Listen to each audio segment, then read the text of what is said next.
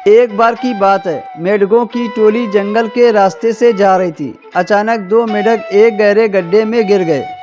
जब दूसरे मेढकों ने देखा कि गड्ढा तो बहुत गहरा है, तो ऊपर खड़े सभी मेढक चिल्लाने लगे, तुम दोनों इस गड्ढे से नहीं निकल सकते, गड्ढा बहुत गहरा है। तुम दोनों इसमें से निकलने की उम्मीद छोड़ दो।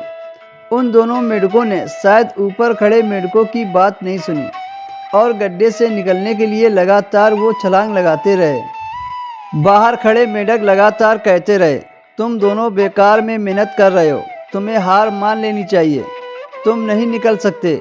गड्ढे में गिरे दोनों मेढकों में से एक मेढक ने बात सुन ली और उछलना छोड़कर वो निराश होकर एक कोने में बैठ गया।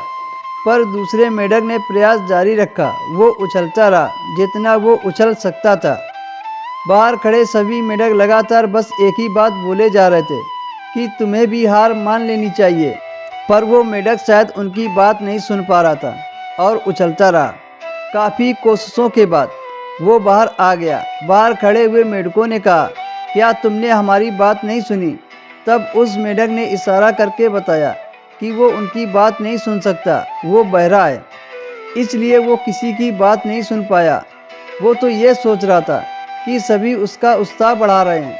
इसलिए कहते हैं कि हमें कभी भी जीवन में हार नहीं माननी चाहिए।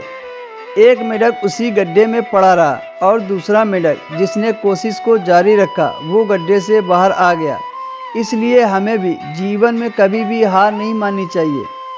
और एक बात, जब भी हम बोलते हैं तो उसका प्रभाव लोगों पर पड़ता है, इसलिए हमेशा सकारात्मक बोलें। और दूसरी बात, लोग चाहे जो भी कहें, आप अपने आप पर पूरा विश्वास रखें और सकारात्मक सोचें। और तीसरी बात, कड़ी मेहनत, अपने ऊपर विश्वास और सकारात्मक सोच से ही हमें सफलता मिलती है। दोस्तों, ऐसे ही मोटिवेशन कहानी के लिए हमारे YouTube चैनल को सब्सक्राइब कर लीजिए।